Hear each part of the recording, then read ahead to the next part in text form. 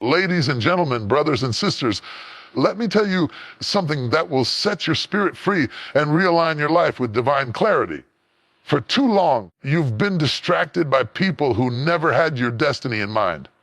You've been handing out pieces of your purpose like flyers on a street corner, giving your time, your energy, your mind to people and things that were never meant to go where God is taking you. It's time to stop explaining your growth to people who are committed to misunderstanding your journey. It's time to reclaim your focus. Time is too precious, too divine, and too limited to waste on things that bear no eternal fruit. Listen. God didn't place that dream inside of you just to entertain your imagination. That dream is a calling. That idea is a seed. That vision is a blueprint. Nothing will grow until you water it with focus. It's not selfish to focus on you. It's spiritual warfare to ignore your assignment. If the enemy can't destroy you, he'll distract you. And some of you have been distracted into delay.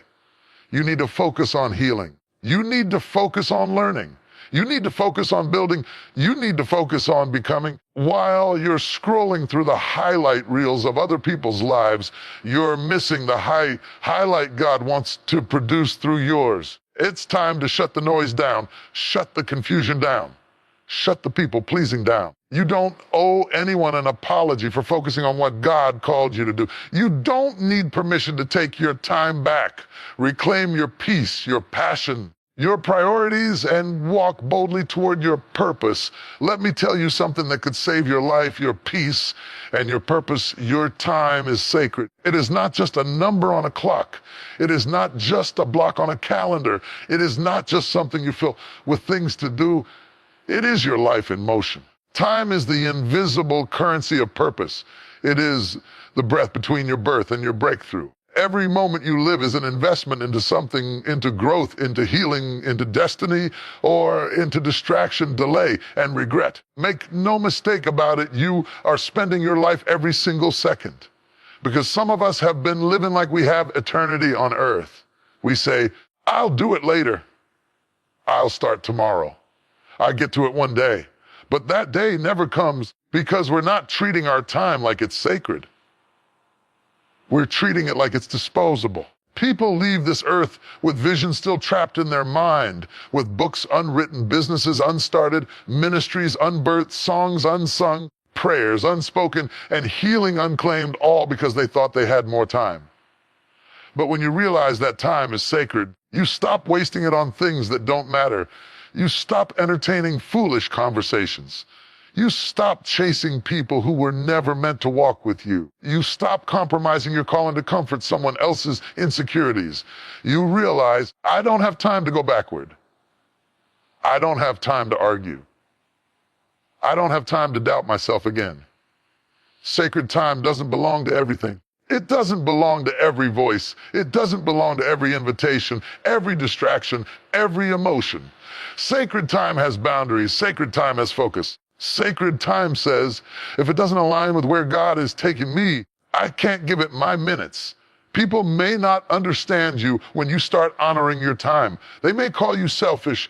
They may call you distant. They may say you've changed. You can rebuild money. You can restore relationships. You can renew energy. But you can never rewind time. And that's why you must guard it like gold. That's why you must wake up with purpose in your heart. That's why you must ask every day, am I doing what I was created to do? Because when you don't know how sacred time is, you'll waste your days trying to please people who don't even respect your path. You'll give years to relationships that drain your joy. You'll pour your potential into dead places hoping to resurrect what God already told you to release. But when you treat your time as holy, you begin to walk differently. You don't move with desperation. You move with direction. You stop trying to prove yourself to everybody because you realize that destiny doesn't need an audience. It just needs obedience. Stop apologizing for being unavailable to what drains you. Stop feeling guilty for saying no when your soul is screaming for space. Stop explaining your focus to people who are still addicted to distraction. Because when you stop treating time like it's ordinary, you start using it extraordinarily.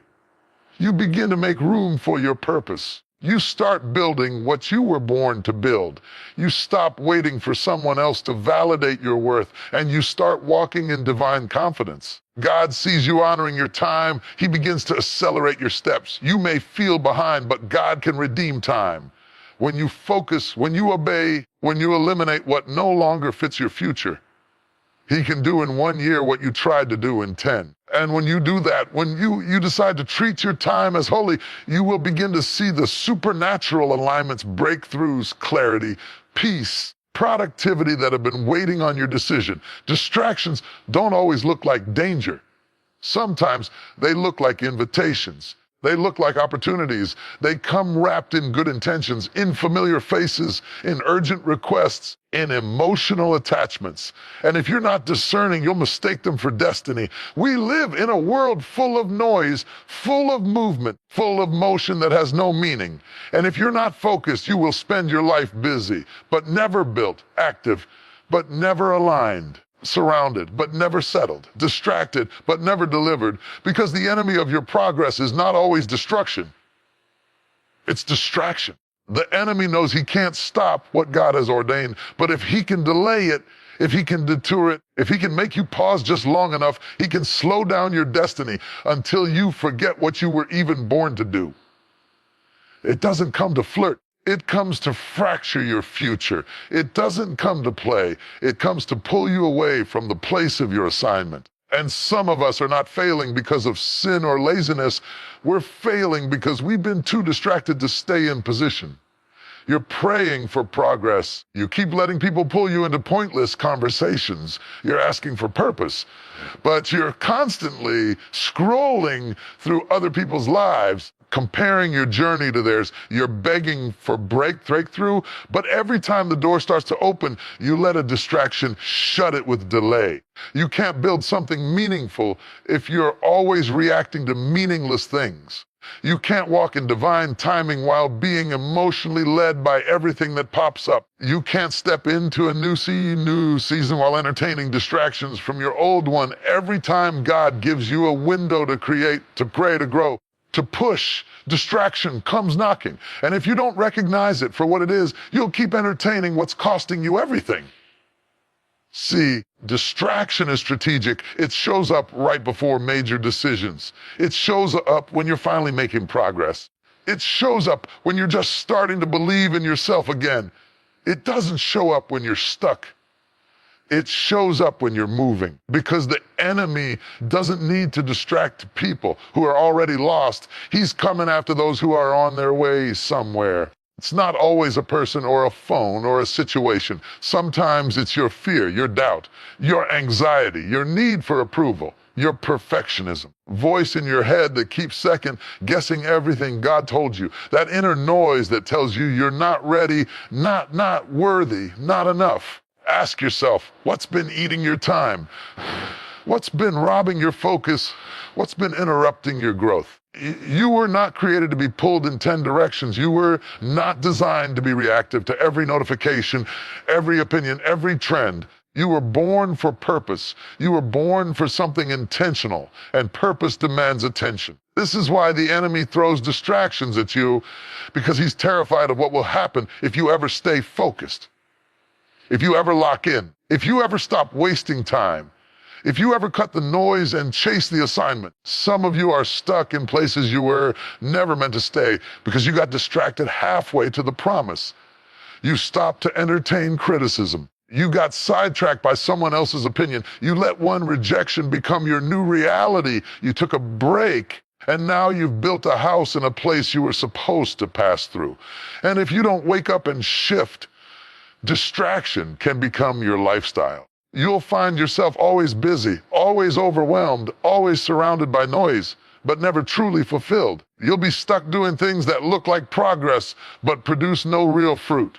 Even Jesus, when he walked the earth, would withdraw from the crowd to pray, to focus, to realign. If he needed solitude to stay focused on his mission, what makes us think we can live on purpose while being pulled in every direction? You don't need more time. You need fewer distractions. You already have the ideas. You already have the calling. You already have the anointing. If you keep letting everything pull at you, you'll live beneath your potential. I'm done letting distractions delay my development. I'm done scrolling when I should be seeking. I'm done responding to things that don't deserve my voice. I'm done giving energy to what doesn't feed my purpose. Don't let anything or anyone pull you away from what God is building in you. Because every time you choose focus over distraction, you're choosing growth. You're choosing faith. You're choosing purpose. Let's break a lie that has held too many people hostage for too long. The idea that focusing on yourself is selfish. That if you prioritize your healing, your peace, your time, your mental and spiritual health, you're being arrogant. That if you choose yourself over chaos, distance yourself from distractions, walk away from what drains you, you're somehow wrong. Let me set the record straight right now, Focus is not selfish, it's spiritual. You were never created to be everyone's emergency contact. You were never meant to be everyone's savior, fixer, counselor, or emotional crutch. Somewhere along the way, you forgot that your soul needs tending too. You forgot that you are human. You forgot that you bleed, you break, and you burn out just like anyone else. You've been pouring and pouring, and now your cup is cracked. You've been available for everyone, and now you're empty for yourself. You can't help anybody when you're drowning. You can't lift others when you're crumbling. You can't give your best when you don't know who you are anymore. When you finally say no, when you finally stop showing up for chaos, when you stop answering calls that cost you peace, when you stop being available for dysfunction, they get angry, not because you're selfish, because they can't use your self-neglect anymore. How can you obey your calling when you don't even know who you are anymore? How can you build something meaningful when you're scattered in 1,000 directions? How can you love others the way God called you to if you don't even love yourself enough to rest? You're aligning your mind with peace. You're aligning your spirit with purpose. You're aligning your habits with destiny.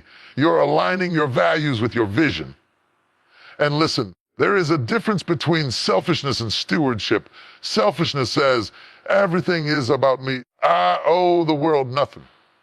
You can't manage a life you're too distracted to live. You can't steward a destiny you've given away to everybody's demands. You've become so tangled in their expectations, their needs, their noise, that you can't even hear you anymore. You've been out here trying to fix people who don't want to be fixed, fighting battles that aren't yours, losing sleep over people who sleep just fine without you. And all the while, your own life has been bleeding at the edges. It's not selfish to say, I need to sit down and get my mind right. It's not selfish to say, I need to distance myself from this environment.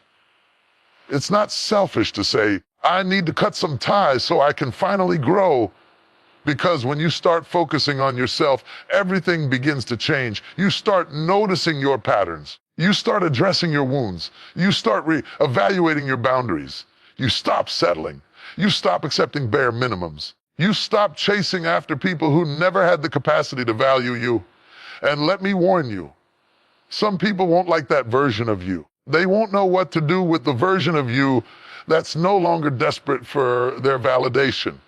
They won't like the you that doesn't beg, doesn't chase, doesn't explain, doesn't play small. Because this season isn't enough.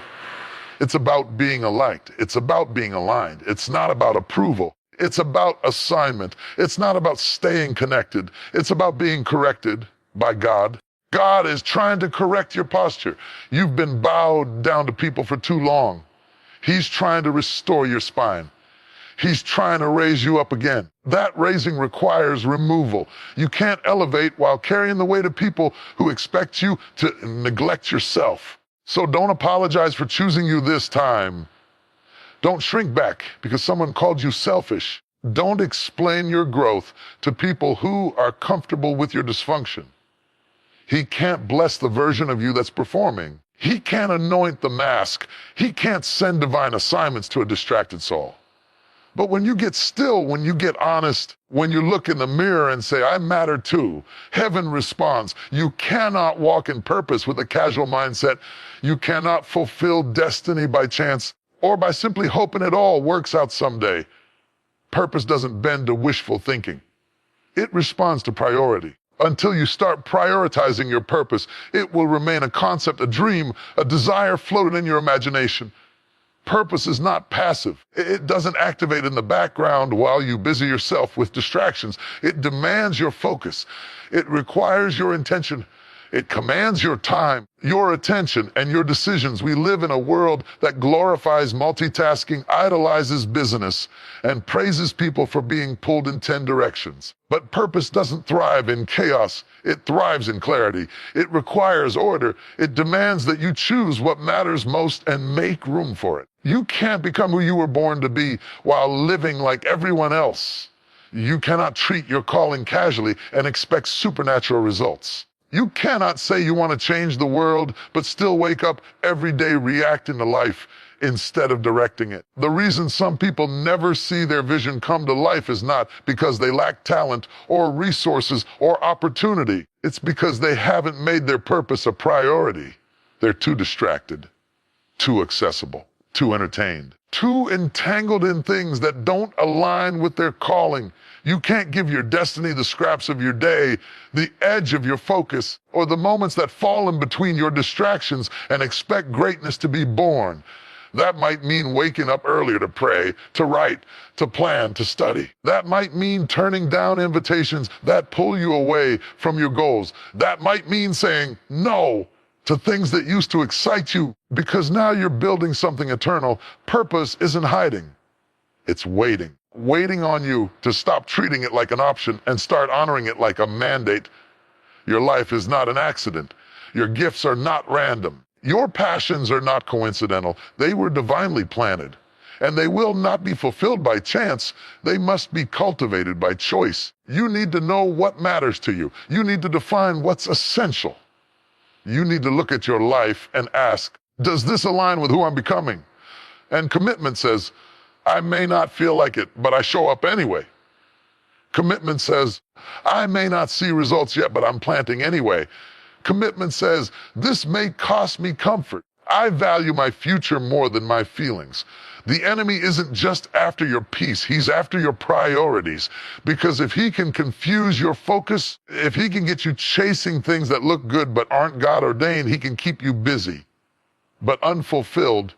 Purpose will demand that you get quiet, that you get focused, that you get serious about how you spend your time, who you allow into your circle, and what you give your attention to. Sometimes the greatest miracle isn't in getting more, but in finally seeing what was already within you. Breakthrough isn't always about God sending something new. It's often about you focusing on what he already gave. And the moment you shift your focus, you change your life. You see, many people are praying for breakthrough while focusing on breakdown. They are praying for healing while focusing on what hurt them. They're asking God to bless them while staying fixated on everything that's been blocking them. But whatever has your focus has your future. But the truth is, breakthrough is already in the room. It's not a matter of distance. It's a matter of direction. And when you shift your focus, when you stop obsessing over what didn't happen, who left, what went wrong, and what's missing, you make room for heaven to move. Clarity comes when you make a choice to shift your vision away from what's fading and toward what's forming. You've been asking why they left, but God is preparing someone who's assigned to your next level, and you'll miss them if your focus stays stuck in the rear view. Sometimes your miracle isn't delayed, it's just being blocked by what you refuse to stop watching. You've been so focused on the betrayal that you didn't see how it freed you from the wrong environment. And distraction doesn't always look evil. Sometimes it looks familiar, comfortable, even necessary. It's not just sin that keeps us stuck, it's sight. What are you looking at? Who are you giving your gaze to? What has consumed your mental and emotional energy? But when you shift your focus, when you stop chasing the opinions of others, when you stop comparing your path to theirs, when you stop wasting time trying to prove yourself, you begin to see the divine details you used to overlook. Some of you are one focus, shift away from favor. One focus, shift away from your next level. One focus, shift away from hearing God clearly. One focus, shift away from peace like you've never known before. Will I keep staring at the storm, or will I start walking on water? I keep analyzing my wounds, or will I step into healing? Will I keep rehearsing old offenses, or will I finally embrace freedom? That might mean turning off some noise. That might mean deleting some apps. That might mean putting your phone down and picking your faith back up. Might mean unfollowing the lives you keep comparing yourself to and getting still enough to hear your own instructions again. Because the truth is, you've been equipped all along, but your focus has been feeding fear instead of faith, feeding doubt instead of destiny, feeding distractions instead of discipline. Let me tell you, the enemy doesn't panic when you talk about breakthrough. He panics when you focus. He panics when you stop scrolling and start seeking. He panics when you stop reacting and start building. He panics when you stop complaining and start declaring. Focus is a weapon. Focus is alignment. Focus is faith with direction. You stop begging and start believing. You stop chasing and start creating. You stop explaining and start executing. Some of you have been praying for what God is ready to release, but your focus is still tethered to people and problems He already told you to let go of. You can't step into new vision with old eyes. God will breathe on your effort. He'll magnify your progress. He'll anoint your discipline. He'll send people, provision, and power to meet you right at the point of your obedience. Breakthrough isn't far. It's one decision away, one moment of clarity, one shift of your focus, one bold declaration. I'm done watching the wrong things. I'm ready to walk in the right things.